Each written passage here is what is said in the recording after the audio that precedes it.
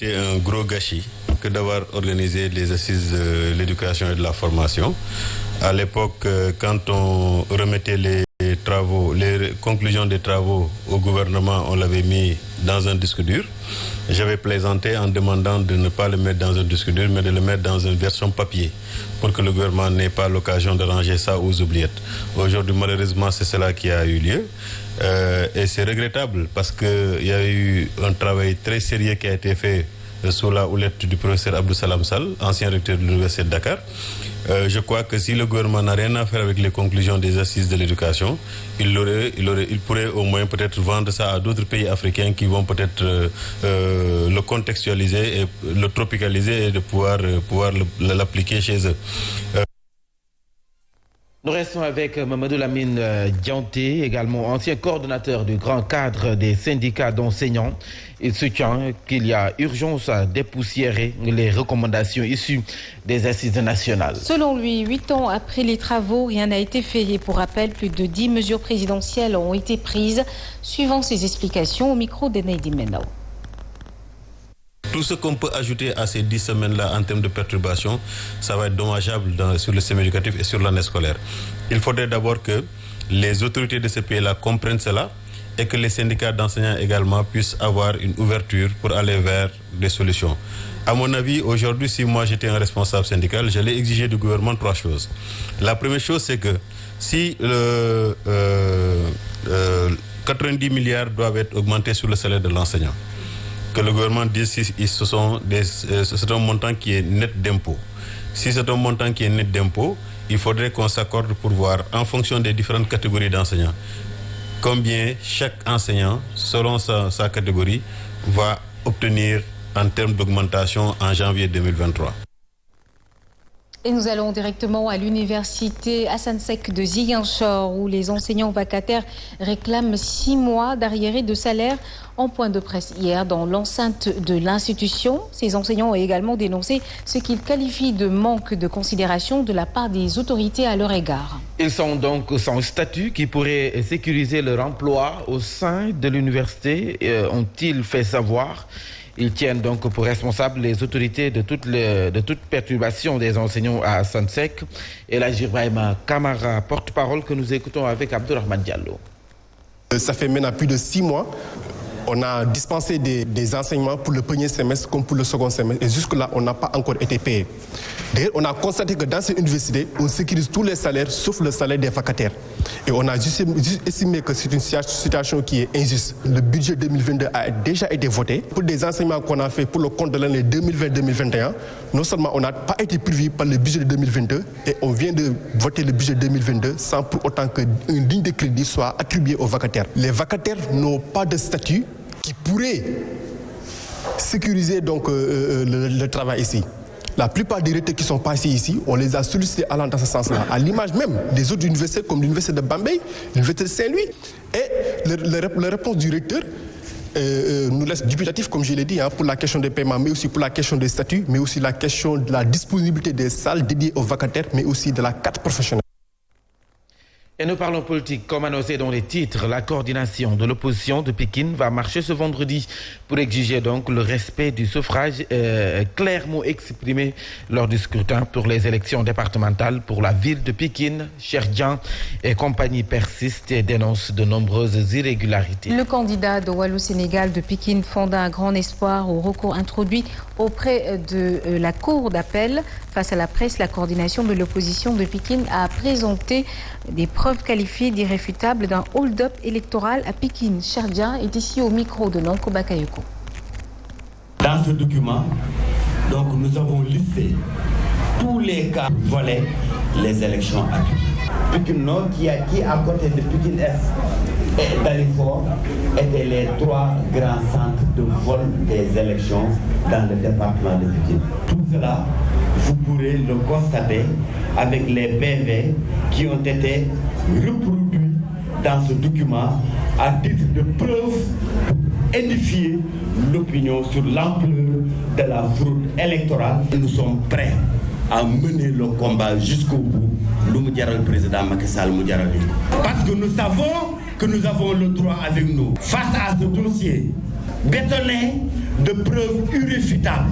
Nous avons bon espoir que ces magistrats de la Cour d'appel seront à la hauteur des enjeux. Et nous allons à Kaolack où, après le ouf de soulagement, le bras de fer juridique autour de la présidence du conseil départemental qui finalement a été annulé. Le directeur général de la Sénélec, Pape Demba Bitèye, a hier retiré son recours introduit après la proclamation des résultats provisoires issus du scrutin du janvier dernier.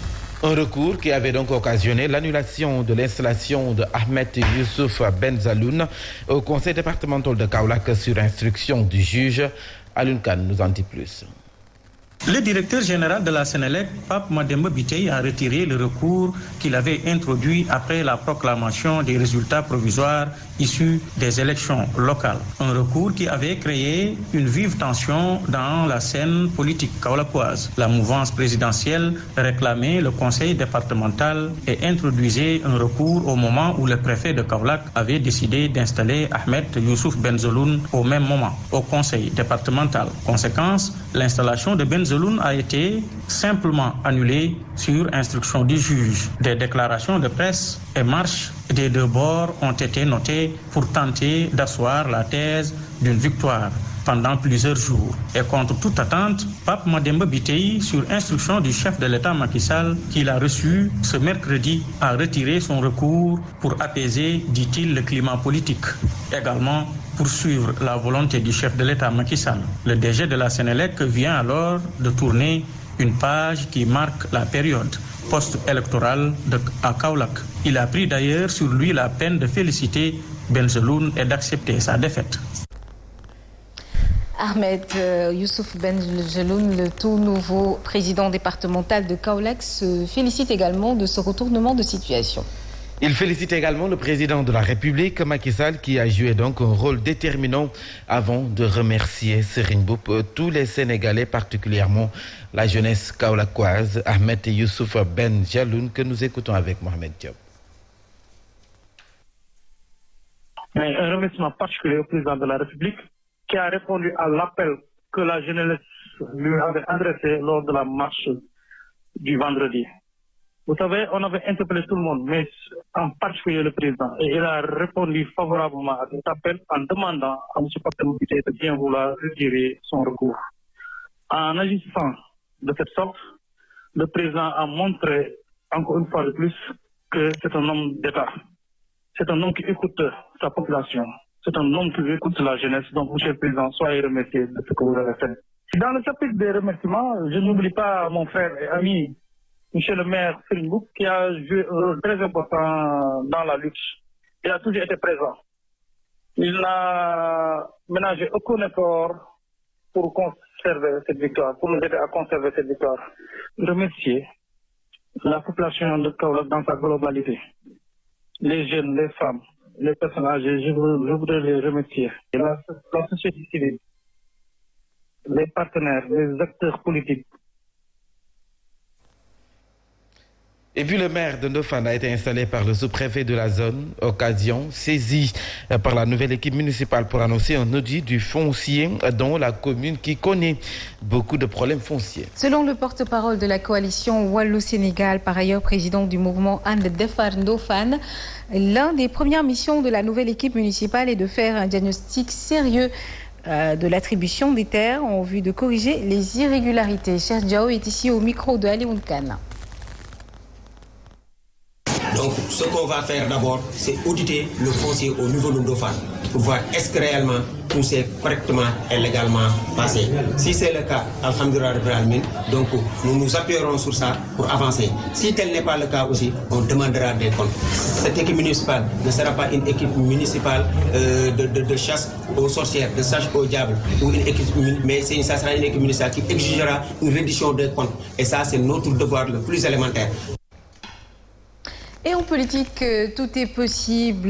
Ce sont les paroles du journaliste Pape Amadou Fall, le directeur de publication du journal La Gazette, analyse l'acte du président Sall immortalisant l'ancien président Abdoulaye Wade à travers le stade olympique de Diamniadio.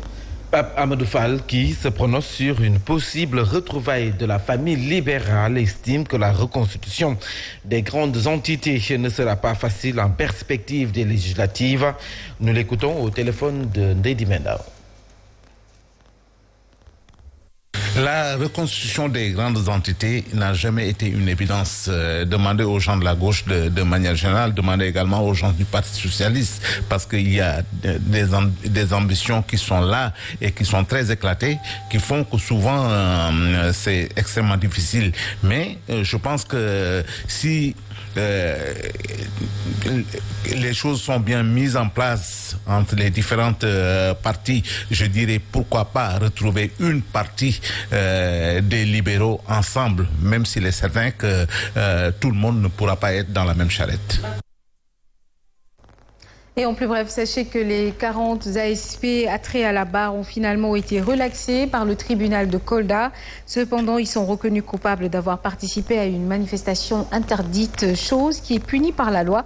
Le tribunal les appelle toutefois au respect des lois et règlements avant de les rassurer que les autorités étaient sensibles à leur situation. Et les ASP, eux, ont tout simplement regretté leurs actes. Nous allons à Mbour justement pour parler de l'atelier du groupe de travail en charge de l'élaboration du protocole additionnel à la Convention d'Abidjan sur les aires maritimes protégées qui s'est tenu à Sali. L'objectif pour les participants, donc, il urge de trouver des solutions durables par rapport à l'exploitation pétrolière et gazière sur le littoral qui impacte donc sur la biodiversité. Suivons la réaction du Dr Abdoulaye Diagana au micro d'Alun Badara Sonko.